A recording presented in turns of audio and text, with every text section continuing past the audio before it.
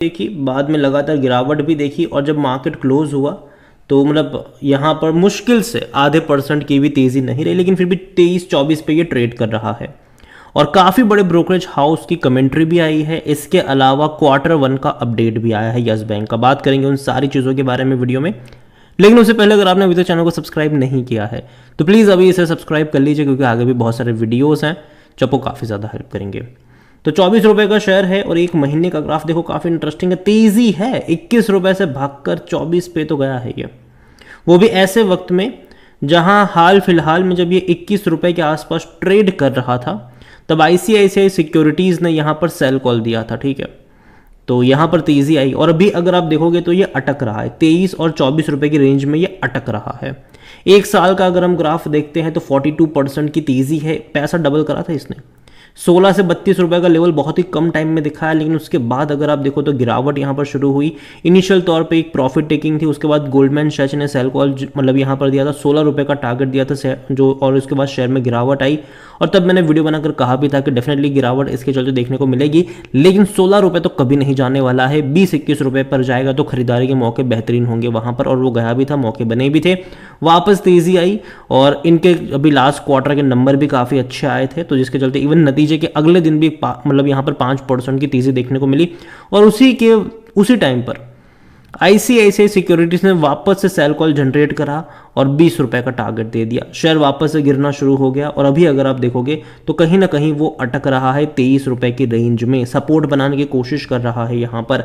लेकिन एक और ब्रोकरेज हाउस ने दोबारा से एक झटका दिया है और इस बार वो ब्रोकरेज हाउस है नमूरा का यहाँ पर न्यूट्रल कॉल है और 17 रुपये का टारगेट दे दिया है, जो कि काफ़ी नीचे वाला टारगेट है ये। यहाँ पर अगर आप देखोगे, देखो अभी हाल फिलहाल में Q1 के भी इनके अपडेट्स आ रहे हैं, जिसमें Q1 का अपडेट भी अगर आप देखो तो शो कर रहा है कि भाई लोन ग्रोथ जो है और डिपॉजिट्स अगर आप देखोगे तो वो डिक्लाइन हो रहा है। मतलब जो लोन ग्रोथ है वहाँ पर उतना बड़ी तेज़ी नहीं है और डिपॉजिट्स में अगर आप देखो तो थोड़ा सा डिक्लाइन ज़रूर है। अगर हम CA से अगर हम देखें कासा रेशियो अगर हम देखें यहाँ पर तो वो 1% का डिक्लाइन है ईयर ऑन ईयर बेस पे, हालांकि sorry quarter on quarter base पे, जबकि ईयर ऑन ईयर बेस पे देखो तो स्ट्रांग है, तकरीबन 26% का जंप हमें देखने को मिला है।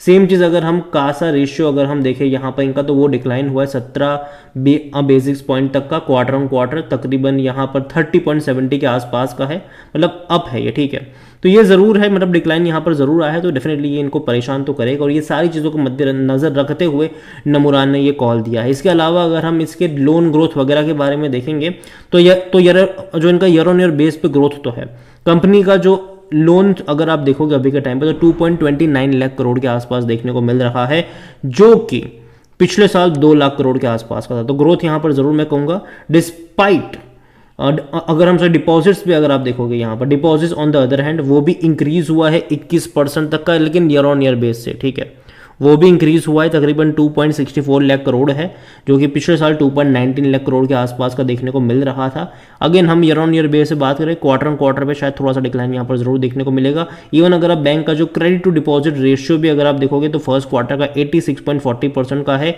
जो कि लोअर देन 91.30% का जो था, जो पिछले सेम क्वार्टर लास्ट ईयर हमें देखने को मिल रहा था। तो कई सारे रिपोर्ट्स यहाँ पर निकल कर आई है जो कि ईयर ऑन ईयर बेस पे बहुत अच्छी लगेगी आपको, ठीक है, कोई शक की बात नहीं है। यहाँ पर पहले भी एक ब्रोकरेज हाउस ICICI ने यहाँ पर सेल कॉल दिया था और तकरीबन 20 रुपये का टारगेट उन्होंने दिया था। अभी इस बार नमूरा ने इसको झटका ज़रूर दिया है। वॉल्यूम तो देखो तो बड़ी क्वांटिटी में देखने को मिल रहे हैं, मतलब यहाँ पर है 15 करोड़ के आसपास के शेयर ट्रेड होते नजर आए थे। इतना ही नहीं, जो मार्केट कैप है वो 75,000 करोड़ के आसपास देखने को मिला है इसका। कंपनी को लेकर अगर हम देखने की कोशिश करें यहाँ पर तो 50-50 का रेशियो है, 50% लोग कह रहे खरीदारी करो, 50% लोग कह रहे बेच और भाग जाओ यहाँ पर। और जो ब्रोकरेज कॉल है डेफिनेटली ICICI सिक्योरिटीज़, देखो ऐसा नहीं है, पहले भी ICICI सिक्योरिटीज़ का सेल कॉल था 2023 में, ठीक है, और 14 रुपये का टारगेट दिया था उसने, ठीक है। 2024 में क्या हुआ, फिर से सेल कॉल है लेकिन टारगेट 20 रुपये का है, तो देखा जाए तो एटलीस्ट बढ़ ही रहा है, ठीक है। लेकिन हाँ, मैं ये नहीं कह रहा हूँ कि ख़राब है ये, लेकिन मैं इतना ज़रूर कहूँगा कि अगर डिक्लाइन आएगा यहाँ पर 20 रुपये के आसपास, डेफिनेटली खरीदारी के मौके मुझे लगते हैं, ये मेरा मानना है। और जहाँ तक हम इनके डिविडेंड्स वगैरह की बात करें तो डिविडेंड्स देखो अभी तो ये पे करना स्टार्ट नहीं कर रहा है और ना ही मुझे लगता है कि 1-2 साल तक करेगा, लेकिन उसके बाद पे करना स्टार्ट कर सकता है जब ये ट्रैक पर आ जाएंगे, ठीक है, तब शायद पे करना स्टार्ट कर सकता है। और देखो अभी भी इस बैंक की जो पूरी सिचुएशन है ना, वो डिपेंड करती है फ्यूचर में न्यूज़ के ऊपर ही, क्योंकि बहुत सारी चीज़ें पर्दे के पीछे चल रही है।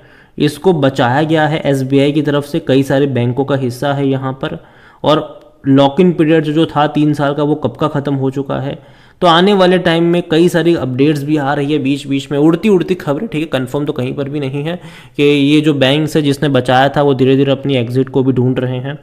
और बीच में खबर तो ये भी थी कि एसबीआई अपना पूरा एग्जिट चाहता है यहाँ पर, लेकिन वो ऐसे ओपन मार्केट में कभी नहीं बेचने वाले हैं वो, या फिर किसी और इंस्टीट्यूशन को भी नहीं बेचेंगे। ये जनरली कोई बड़ा प्रमोटर लेकर आएंगे, कोई बड़ा इन्वेस्टर लेकर आएंगे जिसको 51% तक का स्टेक मतलब ये दे सके, और ये खबरें आ रही है। और अगेन 51% का स्टेक बहुत बड़ा स्टेक है, एसबीआई को ही वो स्टेक जुटाने में बहुत ज़्यादा टाइम लग जाएगा, ठीक है। और इतना बड़ा क्वांटिटी लेकर कौन आएगा ये भी देखना रहेगा यहाँ पर आने वाले टाइम में। लेकिन अगर हम यस बैंक को देखें वैल्यूएशन के हिसाब से, देखो 58 का पी है, सेक्टर पी 17 का है, बहुत महंगा है, कोई शक की बात नहीं। लेकिन अगर आने वाले क्वार्टर में इसके नंबर में इंप्रूवमेंट हमें देखने को मिली, क्योंकि यार छोटे से छोटे बैंक 300 करोड़ का प्रॉफिट कर रहे हैं ये, और ये बेचारे मर मर के कर रहे हैं उतना प्रॉफिट। इवन लास्ट क्वार्टर में ही इनका प्रॉफिट आया है, इससे पहले तकरीबन 465 करोड़, वरना उससे पहले तो भैया 200 मतलब 250 करोड़ में बस खत्म हो रहा था इनका। जबकि छोटे छोटे जो सरकारी बैंक है ना भाई साहब, वो यहाँ पर इससे अच्छा परफॉर्म कर रहे हैं। तो कहीं ना कहीं यस बैंक को ग्रिप मतलब यहाँ पर दिखानी पड़ेगी, कहीं ना कहीं यस बैंक को बड़े पैमाने पर अपने आप को एक्सपांड करना पड़ेगा। जो ट्रस्ट इन्होंने गंवाया है उसको वापस से जीतना पड़ेगा लोगों का, क्योंकि आज भी यस बैंक में बैंक अकाउंट खोलने वाले लोग कम होंगे जितने शेयर में खरीदारी करने वाले लोग, ठीक है। जो लोग यस बैंक में खरीदारी करके बैठे हैं शायद उनका भी अकाउंट एचडीएफसी और आईसीआईसीआई में हो सकता है, एसबीआई में हो सकता है। तो ये चीज़ें ज़रूर है यहाँ पर। लेकिन हाँ, मुझे लगता है कि धीरे धीरे वो ट्रस्ट लौट कर आ सकता है, उसमें कोई शक की बात नहीं है। लेकिन टाइम लगेगा और आपको टाइम देना पड़ेगा इसको।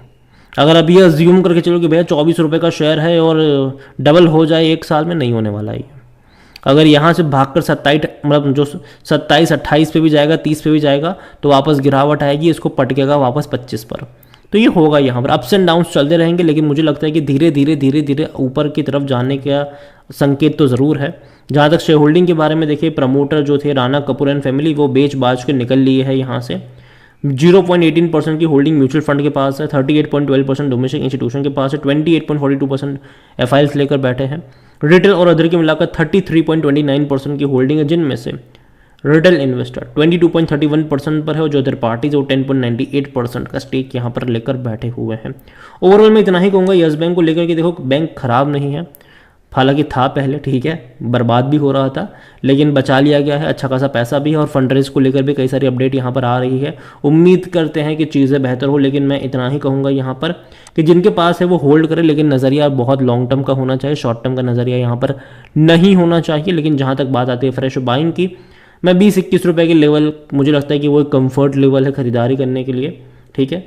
और अगर आप खरीदारी इस लेवल पर भी करना चाहते हो तो बाय ऑन डिप्स के अप्रोच के साथ ही चलेगा। और जो नज़रिया है वो कम से कम 2-3 साल का होना चाहिए, 2-3 महीने का हो तो मत आना यहाँ पर। यस बैंक में तब खरीदारी बिल्कुल भी मत करना जब 2-3 महीने का नज़रिया हो, ठीक है। ये मेरा पर्सनल ओपिनियन है, कोई भी इन्वेस्टमेंट एडवाइस नहीं है। ये वीडियो को यहीं